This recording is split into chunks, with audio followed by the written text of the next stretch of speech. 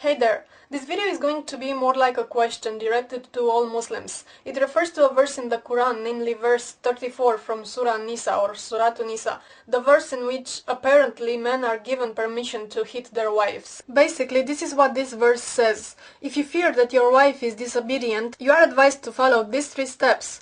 First, you have to talk to them about the problem. If this doesn't work, just don't sleep in the same bed with them. And if this doesn't work, hit them. Granted, you must not hit them on the face and you must not leave any marks on them. Let's analyze this a little. This verse refers to disobedient wives, but what is a disobedient wife? The Arabic word used in the Quran is nushuz, which means she takes a stand against her husband, disobeys him. But what does this actually mean? Well, according to various interpretations from Muslims, this can basically mean anything. From not taking good care of the house, not being a good cook, talking too loud, to not making herself pretty enough for the husband. Now about the hitting part. Before we get any further, I want to clarify that it is not a mistranslation, and the word used in Arabic is wadrubuhna, which means hit them. It is not specified in the Quran with what you should hit them. Some Muslims say that you should hit them with the hand, others say with other things. And some moderate Muslims, who I suspect want to tone down a little the verse, say that you should hit them with a toothstick, or with a feather, or with a paper tissue. But I repeat, nowhere in the Quran is this specified. There is another verse that moderate Muslims like to bring up when talking about this subject. It is a verse that says something in the lines of, "The best Muslims are the ones who treat their wives best," and they interpret this as a good Muslim does not hit his wife.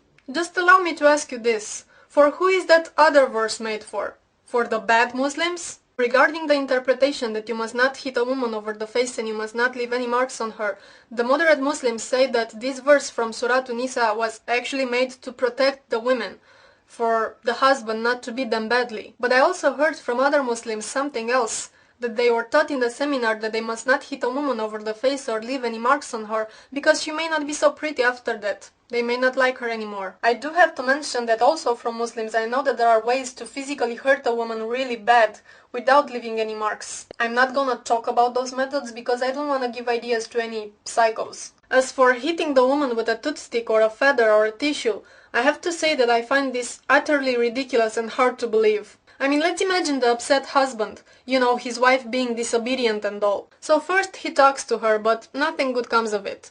Then he stops sharing her bed. And when this doesn't work, as a final resort, what does he do? "Babe, come here a little.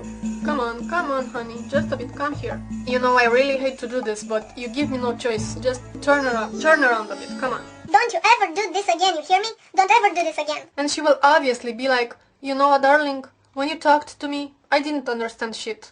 When you didn't share my bed, didn't make any sense.